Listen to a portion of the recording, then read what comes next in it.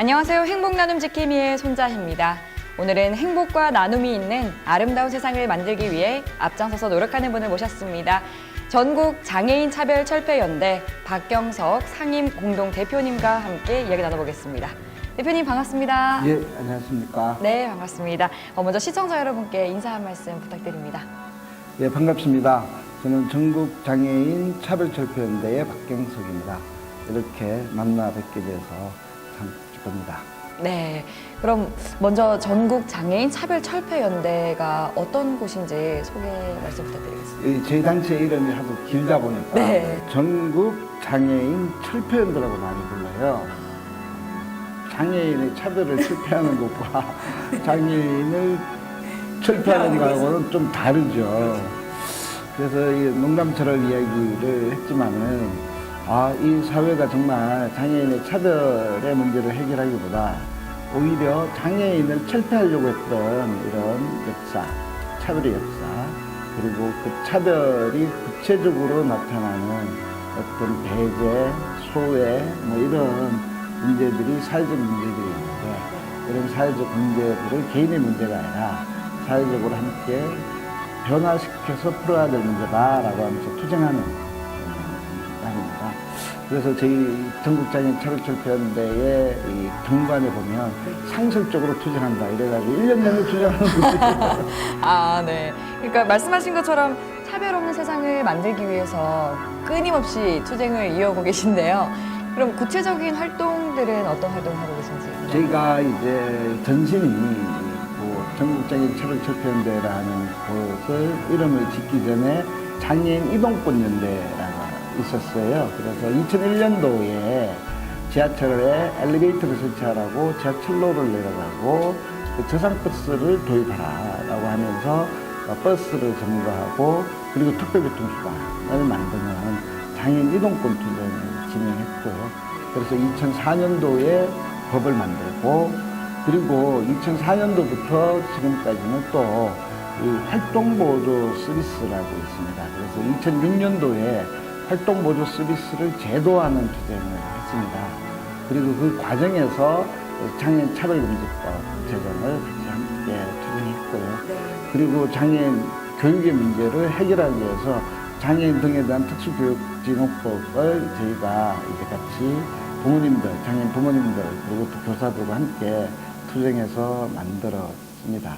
그래서 이런 부분들이 큰 굵직굵직한 어떤 제도 그리고 예산을 향해서 투쟁했고 대략 한 10년도부터는 장애 등급제 폐지를 이야기했습니다. 그래서 장애 등급을 통해서 나타나는 이런 사회적인 어떤 차별의 문제, 그리고 구조적인 문제들을 해결하기 위해서 아예 장애 등급제를 아예 폐지해버려라. 이런 거 유지하지 말고, 그래서 장애 등급제 폐지 투쟁을 10년 전부터 한 9년을 했고, 2012년도에는 이것 때문에 이제 광화문 지하차도에 들어가서 1842일 동안 박근혜 정부 5년 내내 저희는 장애 등급제 폐지, 그리고 또 부약 의무자 기준 폐지, 그리고 또 이제 장애인 거주시설은 감옥이다라고 외치면서 장애인 거주시설을 폐지하고 지역사회에서 함께 살자라는 이런 제도 투쟁들을 많이 해왔습니다. 네, 2001년부터 정말 끊임없이 투쟁을 해오셨네요. 그리고 그 말씀하신 활동들을 하나하나 들어보니까요, 이미 성과를 많이 거둔 활동들이 많은 것 같습니다. 그렇죠, 맞죠. 최근에 2019년도 7월 1일에 시작된 장애 등급제 폐지, 물론 단계적으로 폐지하겠다라는 것도 10년의 투쟁과 5년의 광화문 지하차도에서의 외치고 투쟁했던 결과이고 성과이기도 합니다. 네, 맞습니다. 그 이제 장애 등급제 폐지 부분에 대해서는 워낙 또 지금 핫 이슈기도 하고 아주 뜨거운 감자죠. 네. 그래서 이제 조금 더 이제 이따가 짚어보도록 하겠습니다. 그 먼저 말씀해주신 그 저상버스 문제랑 또 지하철 내 리프트 관련해서 이제 초기에 그 이동권에 대해서 투쟁을 많이 하셨는데요. 그럼 지금 이 상황에 대해서는 좀 만족을 하시나요? 많이 개선이 된 것으로 보시나요? 그래서 2001년도에 오이도역에서 장애인이 리프트를 타다가 떨어져 사망했거든요. 그것을 계기로 해서 모든 지하철 역사에 엘리베이터를 설치해라 라는 요구를 가지고 세웠습니다. 2001년도에는 정부가, 특히 서울시가 모든 지하철을 처음에 건설할 때 아예 휠체어를 탄 장애인들에 대한 접근권을 고려하지 않고 계단만 만들었어요. 그래서 이제 88년도 돼가지고 리프트라는 것들을 깔기 시작하죠. 88년도 그 당시 장애자 올림픽이라고 불렀죠. 그래서 그때 이제 리프트를 서울에 한 3군데 정도를 깔기 시작해서 아이고 이것도 좋다 그래가지고 막 생색내듯이 막 리프트를 막 깔기 시작합니다. 그게 2001년도까지 지속되다가 지하철 리프트에 굉장히 문제점이 많다라고 해가지고 사람도 다치고 고장나고 이래가지고는 어떻게 이것이 대중교통에 안전하고 편리하게 이동할 수 있는 수단이냐 그 지속적 문제 제기를 하다가 2001년도 1월 22일 날 오이도에서 장애에 떨어져 죽습니다. 그때의 이제 교통정책이라는 거는 모든 지하철 역사에 리프트를 까는 거였어요. 그냥 가뭄에 콩나듯이 엘리베이터 하나 선심적으로 만들어주는 요 정도가 이제 그때였는데 지금은 모든 지하철 역사에 엘리베이터가 설치가 됐을까요? 안 됐을까요? 모든 지하철역까지는 안 된 것으로 알고 있습니다. 그래서 대략 한 15개 정도가 이제 구조적으로 불가능하다라고 계속 이제 정부 당국, 서울시와 시설, 서울교통공사죠. 이렇게 자꾸 이제 핑계대고 뭐 어렵다고 하는 것도 약속을 다 받아가지고 받고 있습니다. 아, 근데 제가 알기로는 최근까지도 이 지하철 내 리프트 사건, 사고가 이어지는 것으로 알고 있거든요. 신길역이죠. 신길역에 바로 해가 지났으니까 이렇게 한 2년 정도 됐는데 그때도 리프트를 이용하다가 떨어져서 장애인이 사망하는 사건이 있었고 그것 때문에 저희가 또 지하철을 타고 내리면서 이 지하철의 죽음에 대해서 서울시 공식 사과하라라고 했고 그런 사과도 받아내고 지금은 이제 민사소송에 들어가가지고 다툼이 있습니다. 그래서 여전히 이제 이 리프트는 남아있고 그래서 위험하고 이런 문제점이 있는데 이 또한 22년도까지 다 이제 바꾸기로는 약속은 해놨습니다. 이제 약속을 지키게 만들어야 되는 것들이 중요하죠.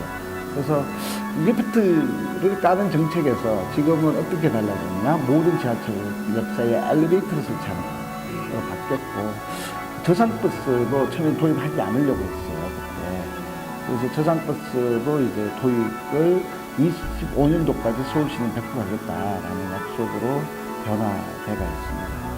그리고 이제 또 이동의 문제에서 또 뜨거운 이제 그 특별교통수단이에요. 그래서 특별교통수단의 공급이 모자람으로 인해서 대기 시간이 길고 불편한 것들이 많은데 이 문제에 대해서도 해결하기 위해서 지금 열심히 하고 있습니다. 그 제주도지사신 그 원희룡 지사님께서도 다리를 다치셔가지고 그 지하철 내 리프트를 이동하는 모습을 저희가 이제 그 다른 프로그램에서 복지TV 내 다른 프로그램에서 담은 그 영상이 있어요. 근데 본인이 이제 직접 이용해 보시면서 아 이렇게 불편하고 무서운 것인지 몰랐다 이런 말씀을 해주시더라고요. 네, 그런데 그 혹시 어떤 부분 때문에 그렇게 위험한 건가요? 지하철 내 리프트가? 일단은 너무 늦죠. 길고 보통 그 지하철에 엘리베이터가 없는 곳이면 에스컬레이터가 있죠. 쭉 있는데 그런 쪽으로 이동하고도 하는데 그런데 이제 이 리프트를 타면 천천히 갑니다. 그러면 이제 보통 환승장이 있는 데 있지 않습니까?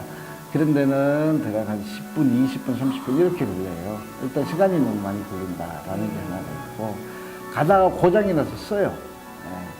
그런 경우 굉장히 많아요. 우리가 그때 2001년도에 리프트 문제 때문에 조사를 해보니 하루에도 10번, 20번씩 이렇게 고장이 나서 뭐 기록이 그렇게 있더라고요. 그리고 이제 떨어져요.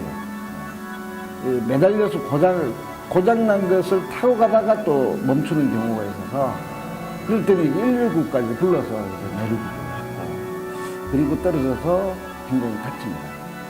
중상을 입고 심지어는 이제 죽은 사망 사건까지 이렇게 있는데 생각해보시면 대중교통이라는 걸 이용하기 위해서 그런 리프트를 깔아서 목숨 걸고 이동해야 된다.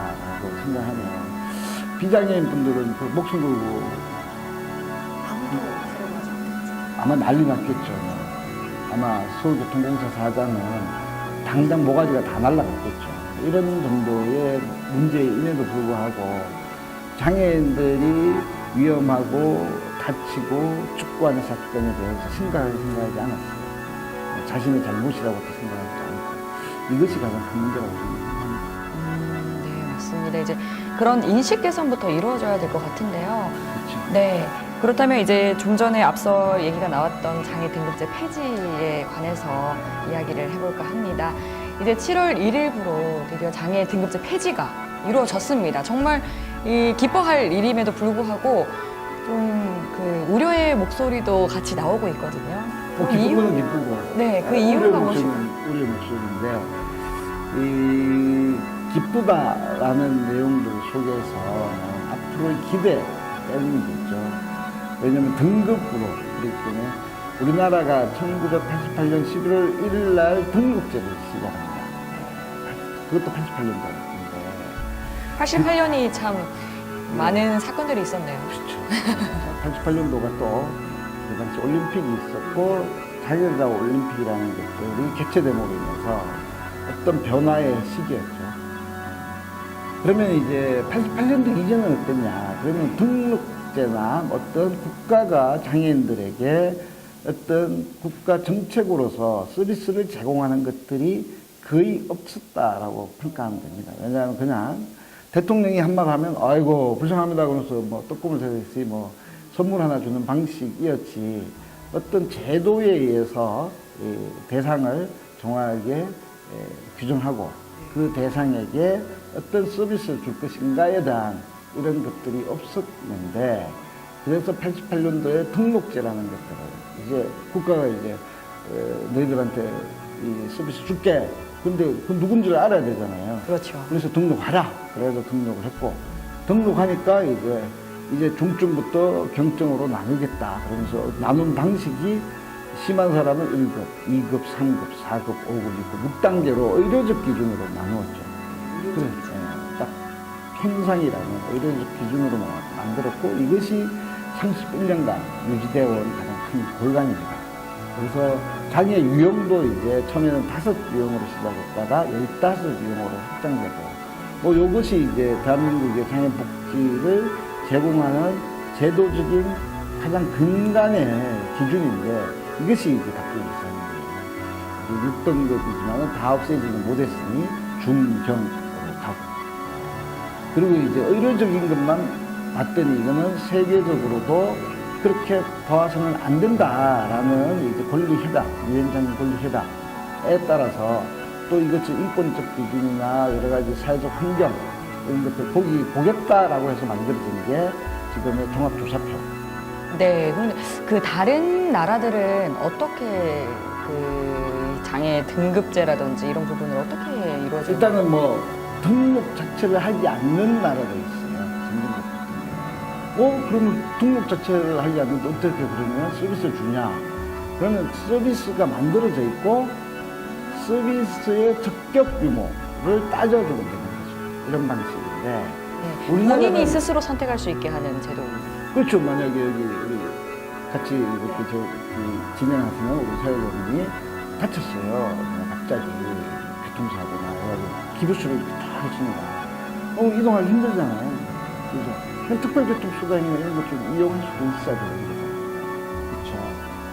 그러면 이제 그런 부분에서 이 서비스를 이용하는데 적격하다라고 판정만 받으면 등록과 관계없이 이제 받을 수가 있는 거죠. 서비스를 이용할 수 있는 거죠. 우리나라는 일단 등록을 해.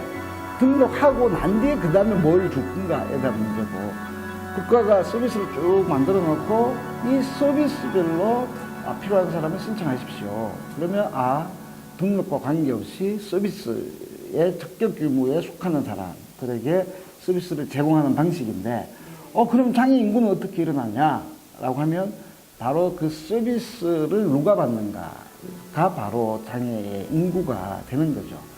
그래서 우리나라는 이제 장애 인구 등록으로 따지니까 대략 한 5%입니다. 전체 인구에. 근데 유럽이나 이런 데는 그냥 20% 이렇게 넘어가요. 장애를 어떻게 볼 것인가에 대한 차이가 바로 장애 인구의 차이도 나타나는 겁니다. 바로 이게 등급이라는 거예요. 바로 이 등급으로 구분하는 거예요. 등록과 등록에 나누어진 등급에 따라서 장애를 규정하는 거죠. 그런데 그것이 아니다. 의료적 손상으로만 해서는 안 된다. 바로 그 사람의 환경, 조건, 그리고 또 손상의 기간도 있습니다. 우리나라는 거의 이제 못 고쳐진다. 죽을 때까지 이렇게 살아야 된다는 사람에게만 이제 이렇게 장애를 인정하지만 유럽이나 이런 데는 6개월 정도의 이런 손상을 입었을 때 그 기간 동안은 그런 서비스를 이용할 수 있도록 이렇게 해주는 이런 부분들도 많이 이제 다르죠. 그렇다면 그 대표님이 보시기에 지금 현재 장애 등급제 폐지의 가장 큰 문제는 무엇이라고 생각하세요? 예산 문제예요.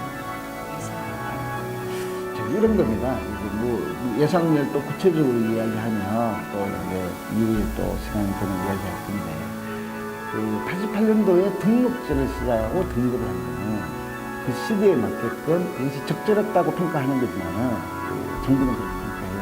그 당시에 유효했다라고 하지만은 그 당시에는 장애인들에게 10원만 주겠다라는 거였어요.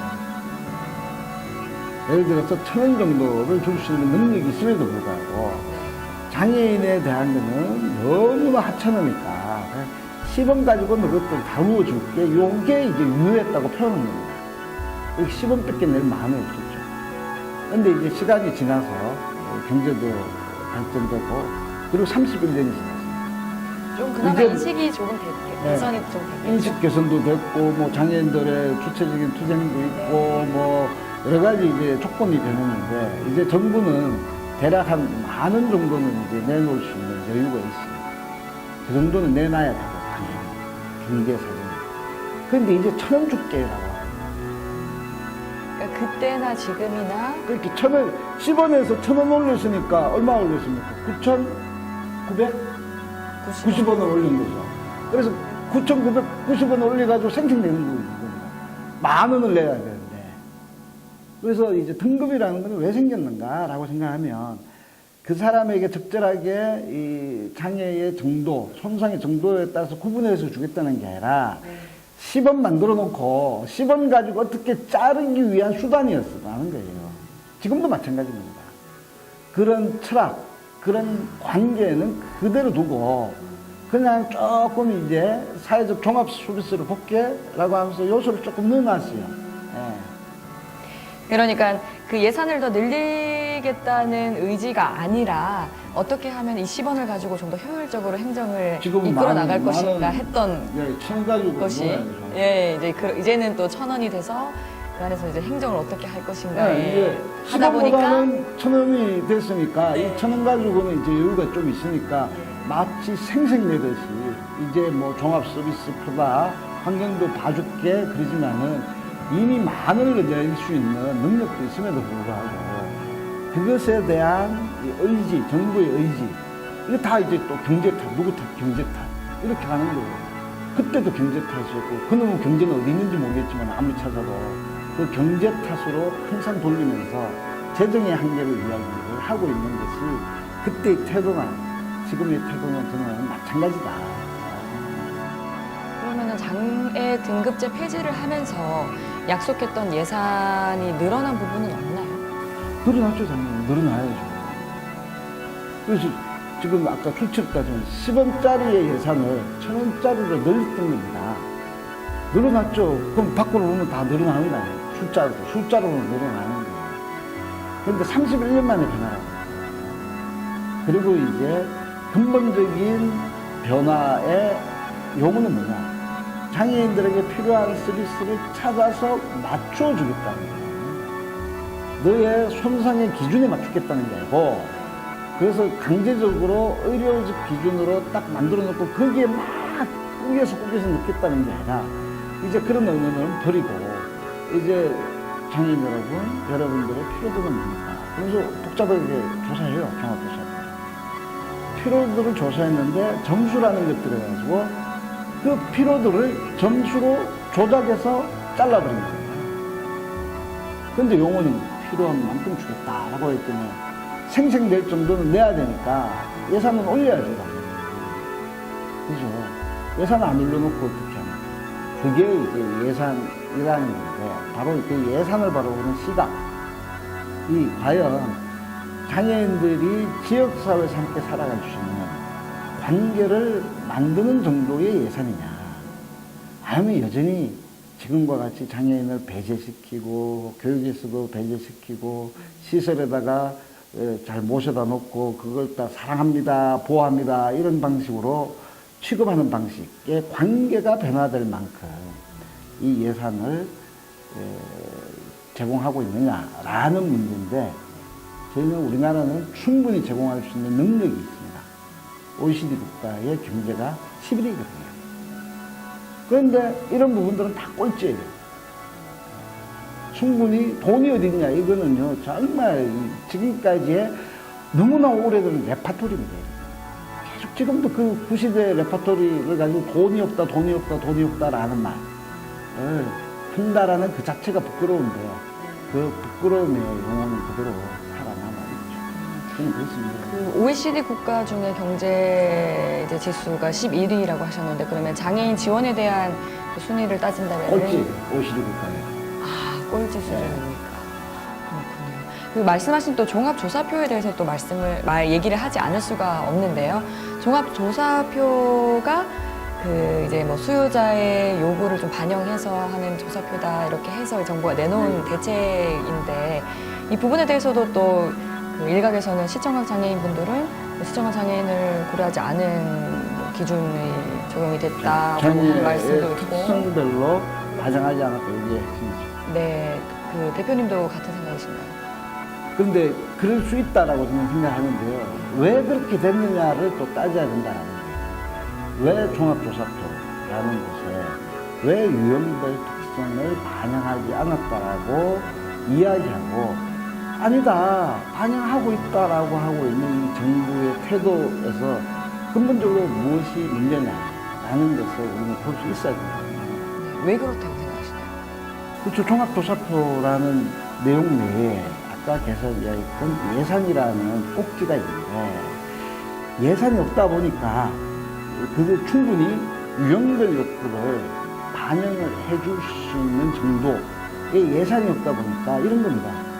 아니, 표를 2개, 3개 만들어서 종합조사표를 3개 만들어서 유형별 특징을 해주든, 종합조사표 하나에 유형별 특징을 해주든, 총량에서 막아 놓으면 어차피 그게 그거거든요. 그래서 저는 그런 표현들은 굉장히 중요하지만, 네. 그것이 무엇으로 이어져 나가야 되느냐에 대한 문제는 자신들의 필요한 욕구의 표현이 예산으로 밝혀져야 된다고. 그렇지 않고서는 그냥 도표 속에서 이 도표 좋니, 저 도표 좋니, 이 도표에 빨간색, 파란색 칠해놓고 이렇게 다루는 방식이 있어요. 저는 이게 중국이 오랑캐를 다루는 방식이라고 생각해요. 중국이 직접 하는 게 아니라 오랑캐와 오랑캐를 싸우게 만들잖아요. 유형별 갈등을 만드는 거죠. 바로 이게 요번에 종합조사표에서 극명하게 나타난 겁니다. 종합조사표의 X1이라는 이 기능 제약 요소라는 X1이라는 점수가 532점이에요. 근데 작년에 나왔던 때에 이것들을 조정한 것과 원래 시험을 시행하겠다고 하면서 또 변화시킨 거는, 이렇게 처음에 만들어 놓고 여기에 각 유형별 이야기 들어보니까, 와, 여기는 또 모자리 이러니까 그 양은 그대로 두고 점수만 조작한 거예요. 이런 방식으로 조작해버렸기 때문에 나타나는 문제입니다. 그리고 또 일각에서는 그 용어에 대해서 또 불만의 목소리가 있던데, 이제 장애 정보가 심한 장애인과 장애 정보가 심하지 않은 장애인 이렇게 나눠서 이것은 또 다른 차별이다, 이렇게 얘기하는 목소리가 있는데, 그 부분에 대해서는 어떻게 이런 거죠. 그거 국산말로 한국어로 이제 푼 거죠. 영어로 보면 person with disability라고 되어 있습니다. 사람이 중심이고 장애를 가졌다라는 이런 표현이죠. 그리고 어떤 쪽에서는 장애인 중심을 좀 더 강하게 이야기하는 사람은 disabled라고 얘기합니다. 이렇게 영어를 쓰는데 이건 어차피 한국이 갖고 오면 다 장애인인 거예요. 장애를 가진 사람은 한자로는 장애인이잖아요. 그렇죠? 또 이제 disabled도 이것도 장애인이라는 건데 이 표현의 방식에서 장애를 가진 사람으로 표현을 하고자 주장하는 사람들이 있죠. 그러면 이제 심한 장애, 중증 장애인 이러면 되는데 장애가 심한 사람, 장애인 이런 거고요. 그렇지 않은 장애 이런 것들을 풀어서 쓰다 보니까 처음에 들리는 좀 이상하게 들리는 거예요. 어떤 분들은 이제 장애인을 나간 순수 국산말이 뭐냐라고 물어보니까 나간이래요. 나갔다라는 거예요. 신체가 나갔다, 정신이 나갔다. 이게 국산말이래요. 그래서 국산말을 좋아하는 사람들은 장애인을 나간이라고 해요. 좀 더 심하게 나간 사람, 조금 작게 나간 사람, 이런 문제인데, 이건 용어 문제거든요. 용어를 어떻게 바라보는가에 저는 문제인데, 이것은 어떤 문화, 그리고 또 그 시대가, 한국 시대가 지금 살아가고 있는 조건, 네. 그리고 장애인의 정당함, 당당함, 정당성, 네. 이것을 부끄럽게 여기냐, 부끄럽게 여기지 않느냐라는 이런 문제와 다 결부되어 있는 문제라고 저는 생각합니다. 네. 그러면 장애 정도가 심한 장애인이 아니라 장애 정도가 심한 사람, 장애 정도가 심하지 않은 사람 이렇게 해도 되겠네요. 그렇죠. 그렇게 해도 그냥 중증장애인 하면 되지 않습니까? 뭐가 문제입니까? 왜 그런 거 가지고 그렇게 머리를 굴려서 예산을 좀 더 높일 생각하시지. 네. 그럼 걔 가지고 중증장애인, 그 복지 카드 하나로 장애, 심한 장애인, 뭐 이렇게 또 글자도 들었지 않습니까? 그거 나중에 또 쓰려면요. 어떻게 그렇게 좀 너무 탁상이었어의 행정적 문제라고 저는 생각합니다. 네. 그럼 예산 부분에 대해서 계속해서 이제 중점적으로 말씀을 해주셨는데요. 정부에서는 장애인 정책 예산을 5,200억 원을 증액하겠다 이렇게 밝혔습니다. 예. 그래서 이에 대해서는 그 전장현 입장은 어떤가요? 이게 이제 5,200억은 이제 얼마 전에 대정부 질문에서 남인식 의원이 박물관장에게 물어보니까 그렇게 나왔다 하더라고요. 그래서 전년도 대비, 올해 대비 내년도는 얼마나 19% 올렸다는 게 보건복지부 장애정책부 예산이에요. 그래서 그러면 2019년도에 올해는 2018년도에 비해서는 얼마나 올라갔느냐 이게 이제 봐야 되는 건데 그게 23% 정도 올랐다고 해요. 그게 5,600억 정도인가 이렇게 밝혀 있습니다. 그때도 5,600억 정도 올렸고 이야 많이 올렸습니다 이렇게 했거든요. 그게 왜 많이 올렸냐? 장애 등급제가 7월 1일부터 폐지되니까 그것에 영향을 받기 위한 예산 증액이다라고 하면서 6개월, 7월 1일부터 시작되니까 등급제 폐지를 위해서 조금 올린 겁니다. 5,600, 23%. 23% 올렸을 때, 이야, 어느 부처보다 더 많이 올렸다. 이렇게 이야기하니까 일반 국민들은, 시민들은 몰라요. 아우, 많이 올렸나 보다. 라고 합니다. 그렇게만 따지면, 올해는 장애 등급제가, 내년도는 장애 등급제 폐지가 1년이 되는 거죠. 1년이 그냥 그대로 있는 거죠. 그러면 그들의 주장에 의하면 이게 한 1조 정도는 올려줘야지. 6개월의 장애 등급제 폐지의 시행 시기에 5,600억을 올렸다면 1년짜리가 되면 이거는 1조 정도는 올려놓고 그 다음에 그 비율에 맞춰서 이런 이야기를 해줘야 되는데 작년보다 증가율이 줄어들어요. 대상은 많아지잖아요. 등급제를 폐지해서 종합조사표는 이제 급수를 보지 않겠다라는 거거든요. 그러면 이제 그전에는 급수로 아예 보지도 못하게 만들었는데 이젠 급수는 안 보고 종합조사표로 다 들어오세요. 이제 필요한 걸 찾아서 드리겠습니다. 이렇게 했으면 대상도 늘어날 건데 그것도 1년치가 이렇게 이런 거를 모르면 야 5,200억 우와 거기다가 또 19% 으악 이러잖아요. 전년 대비 이제 그 증가폭은 줄어든 것임에도 불구하고 그렇죠. 줄어들었고 네. 관심이 없으니까 그냥 5,200억 그래서 거기다 또 이런 양념을 칩니다. 다른 부처는 10%, 뭐 5% 이런데 장애인은 19% 올렸다라고 하는데요. 그것도 따져보면요, 이런 겁니다. 활동보조 서비스가 대충 그 예산 정액에 가장 많이 차지하는 영역. 예, 활동 보조 서비스. 서비스. 왜 많이 차지할까요? 인력이 많이 들어가는 거죠. 최저임금 인상이었어요. 작년에 그렇게 오르는 거는 최저임금이 그만큼 올랐고, 원래는 최저임금도 아예 적게 줄 생각을 했던 모양이지, 그렇게, 그죠? 조금 올릴 거 생각하니 그렇게 했나? 그렇게 하더라도 참 양심이 없다라고 생각해요. 그래, 양심이 없다라는 거. 또 하나는, 그러면 기획재정부가 복지부에게 실링으로 줍니다. 실링이 뭔가 아니에요. 복지부 기획재정 돈 갖고 있는 최종 복지가 이 복지부가 너는 많은 가지고 그걸 가지고 나누어줘.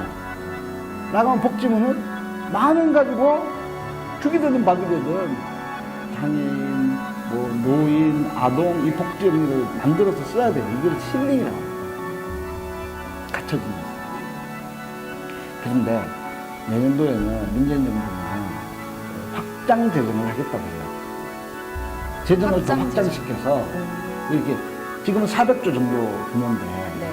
내년도에는 500조 규모, 100조 이상을 늘릴 계획을 갖고 있어요.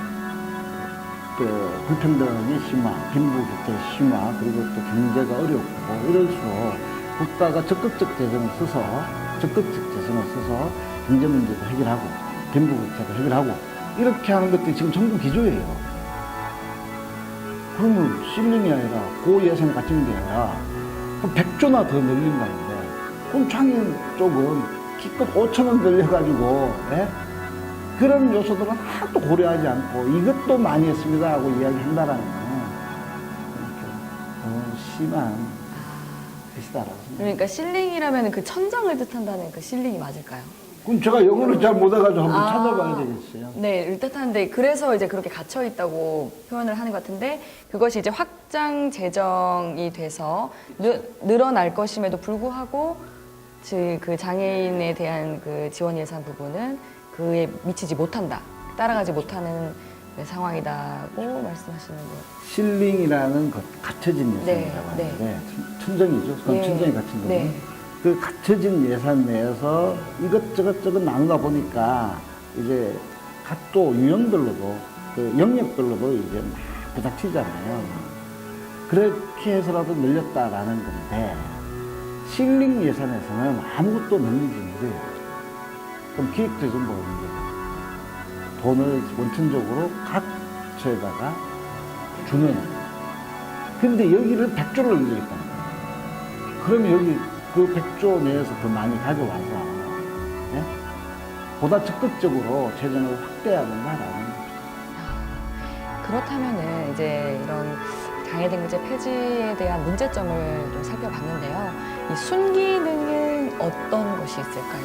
변화가 시작됐다. 이게 의료적 손상으로만 보지 않고 이제 필요를 조사하겠다라는 거는 31년에 이제 무너지지 않을 것 같았던 이것이 변화되기 시작했다라는 거예요. 변화 바로 그 자체가 저는 긍정적이라고 생각하고, 그런데 그 변화를 어떻게 만들어갈 건가는 또 우리의 과제라고 생각하거든요. 변화가 시작됐다라는 것들이 그것만큼 그렇죠. 또 시작이 반이다 이런 말도 있으니까요. 시작이 반이었어요?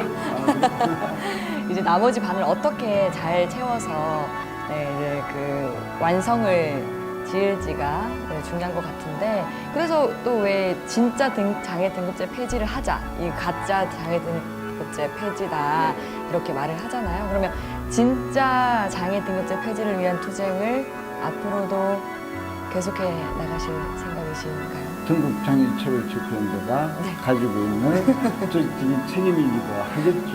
네. 이 진짜 폐지, 가짜 폐지 이런 이야기하는데 강동원 장관님께서 그 국회 발언 때 이런 말씀을 하셨어요. 장애 등급제 폐지를 두고 가짜라고 하는데 과격한 용어다라고 이야기를 했어요. 그게 있죠. 예산 반영 없는 장애 등급제 폐지는 가짜다. 이게 예. 핵심이거든요. 네, 가로가 있네요. 예, 바로. 예산 반영하면 이게 왜 가짜가 되겠습니까? 네. 진짜지. 예. 그렇죠. 근데 예산은 제대로 반영하지 않고 장애 등급제를 단계적으로 폐지하겠다라고 하시니 그럼 예산을 제대로 반영하십시오라는 측면에서 가짜라고 저희는 이야기를 한 거고요. 그럼 진짜가 되게 하려면 저희가 요구하고 있는 장애 등급제 폐지에 따른 정책들이 있어요. 활동보조 서비스를 제대로 권리로 보장해라 라는 것들이 있습니다.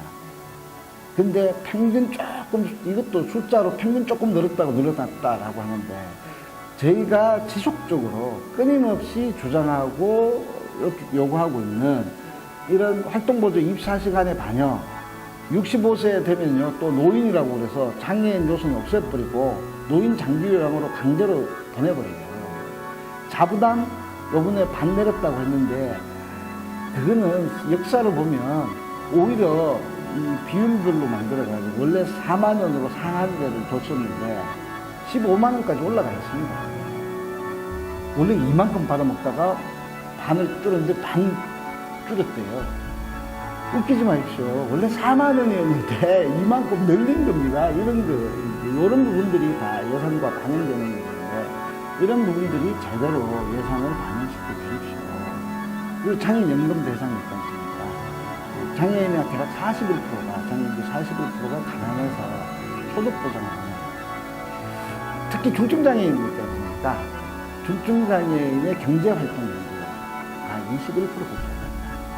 그럼 비경제활동인들, 일을 해야 됨에도 불구하고 이 경제활동 인구에 속해야 되는 그 연령대의 80% 가까이가 비경제활동입니다. 비경제활동 인구라는 것은 이 사람들은 실업률에도 잡히지 않아요. 성인이 돼서 비경제활동 인구다 그러면 기분이 좋을 거야. 좋잖아요. 먹고 노니까. 먹고 놀게 해주니까. 이제 일하지 마세요. 라는 거 아닙니까?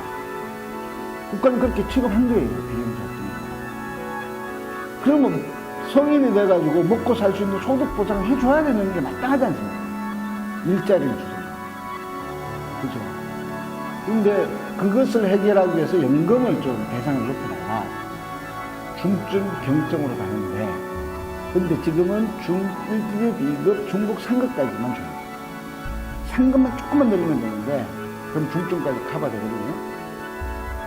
그러면 이제 연금 대상자가 지금의 2배가 됩니다. 장애인. 그러면 41%나 원하고 있는 소득 보장에 약간의 기대를 응할 수 있다고 저는 생각하는데 그거를 이번에 안 하네요. 그런 부분들을 좀 정부가 세밀하게 살폈어야 했다는 말씀. 세밀하게는 다 알고 있어요. 너무나 잘 알고 있는데 네. 31년 만에 변화한다고 해놓고 이 자연증가분, 소위 우리는 자연증가분이라고 합니다. 자연증가분과 기존에 대했던 방식, 시혜적인 뜨끔을 예산 자꾸 올려주고 이것을 마치 큰 변화라고 이야기하시니 제도는 그만큼 변화시켜놓고 제도에 맞추어진 예산을 거기에 맞게끔 반영하지 않으니 속이 터지는 거죠. 네. 아무쪼록 이 장애 당사자분들이 좀 만족할 만한 정말 대환영, 두팔별로 환영할 만한 그런 그까지는 이 바라진 정부의 않고요. 네. 그까지 대화 저는 마련이 어떻게 나왔으면 좋겠어요. 그렇지만은 최소한의 변화에 맞게끔 이것도 지금 당장이 아니라 앞으로 20년 이동권 문제 가지고 기준을 만든대요. 22년 되는 고용과 소득의 기준을 만들고 이게 단계적 폐지 정부의 로드맵이 있거든요. 그러면 거기에 단계적 시간도 기다릴게 22년까지. 그리고 더 필요하다면 더 인내를 가지고 논의할 수 있습니다. 가는 길이 멀더라고요. 그러면 적어도 최소한의 양심적 수준은 따라와줘야 되는데 그것이 안 따라오니까 속이 아픕니다. 네, 그럼 이제 또 이야기를 좀 바꿔보도록 하겠습니다. 이 최근 기업이나 각종 기관이나 단체에서 사회적 책임이라는 용어가 많이 나오고 있습니다. 박경석 상임 공동 대표님께서 생각하시는 사회적 책임은 무엇인가요? 지주문은 차서 먹지 말고 같이 좀 살아갈 수 있는 이런 환경을 만들라라는 것이 사회적 책임이 아닐까요? 자본주의 사회에서 자기 열심히 해서 열심히 돈을 버는 것은 정당한 가치니까 그것이 정당할지라도 사회적 책임이라는 것은 그래 네 혼자만 먹지 말고 같이 나누자 이것이 저는 사회적 책임의 가장 핵심이라고 생각합니다. 네. 그 요즘 대기업들도 장애인 일자리 창출에 대해서 좀 관심을 많이 가지는 것 같더라고요. 그래서 그 표준 사업장도 많이 만들고 그러고 있던데 이러한 움직임에 대해서는 긍정적으로 보시는지.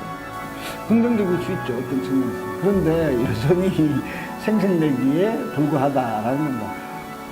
특히 대기업 같은 경우가 지금 장애인 고용촉진법 및 직업재활법으로 바뀌어서 의무교육이 있지 않습니까? 가장 이제 우리나라의 대표적인 어떤 기업이 뭐 이제 삼성 뭐 이런 데잖아요. 그런데 이번에 또 통계에 나와 의무교육 가장 안 하는 데가 그런 대기업이래요. 그들은 항상 봉사라고 하고 장애인들과 함께 나누겠다고 하고 특히 사회적 약자들하고 복지재단을 만들어서 하겠다고 하지만은 왜 같이 일하는 조건들은 같이 옆에서 같이 의무고용의 율도 왜 안 지키느냐라는 겁니다. 그런 측면을 본다면 굉장히 이중적인 측면이 많이 있다. 네. 그렇다면 이제 그 대표님께서 생각하시는 진정한 의미에서의 차별 철폐는 무엇일까요? 저는 뭐 장애 등급제가 폐지되고 예산 문제 지금까지 이야기했지만은 그거는 어떤 과정이라고 저는 생각을 합니다. 과정이다. 네, 과정이고 진짜 중요한 거는 관계의 변화라고 저는 생각해요. 차별의 문제에서는.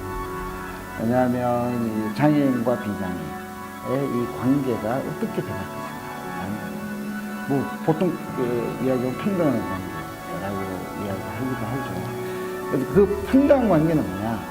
좀 서로가 이해할 수 있고 그리고 이해하려고 하는 마음이 있고 그리고 이해할 수 있는 길이 있으면 좋겠어요. 그렇다면 이제 대표님께서는 그런 진정한 이제 차별 철폐를 위해서 앞으로 어떠한 목표를 가지고 어떤 계획이 있으신지. 좀 또 제대로 좀 해줘야죠. 그러면 이제 또 장애 등급제 폐지하고 또 와이래. 그러면 여전히 그 과정에 있을 거라고 생각합니다. 구체적으로 아직 그 정하신 거는 없나요? 우선 눈앞에 이 장애 등급제. 구체적으로 많이 있어요. 이거 다 이야기하면 방송 시간이 너무 돼가지고 네네. 장애 등급제 폐지가 그냥 장애 정책국의 복지뿐만 아니라 문화, 체육, 그리고 또 교육, 국토교통, 그리고 수많은 영역, 노동, 이런 수많은 영역의 과제들이 다 늘려 있어요. 지금은 딱 이제 보건복지부의 장애정책국의 요 예산만 제가 말씀드린 거고, 그런 거 하나하나가 다 지역사회에서 살기 위한 하나의 환경들이거든요. 공공주택, 이런 것들, 편의시설, 그리고 또 장애인에 대한 비하, 혐오, 뭐 이런 어떤 관계의 어떤 언어들, 태도들, 뭐 이런 것들, 그리고 또 장애인이 지역사회에서 함께 살려고 그러면 막 머리끝 끝에 딱 밀고 있죠. 그죠? 반대하는. 이런 문제까지 다 포괄할 수 있는 거죠. 맞습니다. 그렇다면 이제 마무리를 지어볼까 하는데요. 지금 이제 이번 방송을 통해서 장애인 당사자분들께서도 또 많은 공감을 하셨겠지만 또 이러한 장애 등급제 폐지에 대해서 잘 모르셨던 분들도 이 대표님의 말씀을 들으면서 이런 부분이 있었구나 하고 아시게 된 분들도 계실 거거든요. 그렇다면 이제 마지막으로 시청자분들께 한 말씀 부탁드리도록 하겠습니다. 장애 등급제는 31년 만에 변합니다. 1988년 11월 1일 날 시작해서 2019년이죠. 7월 1일 날 폐지되기 시작하는 31년 만에 변합니다. 저희는 이 장애 등급제 폐지가 시작된 7월 1일 이전과 이후가 있습니다. 그것은 장애 등급제 폐지 전과 이후의 역사가 있을 것인데, 이 역사의 변화에 같이 함께 손잡고 갔으면 참 좋겠다라는 바람이 있습니다. 감사합니다. 네, 오늘 말씀 감사합니다. 감사합니다. 네, 지금까지 전국 장애인 차별철폐연대 박경석 상임 공동대표님과 함께 이야기 나눴습니다. 행복 나눔 지킴이 오늘은 여기까지입니다. 시청해주신 여러분 고맙습니다.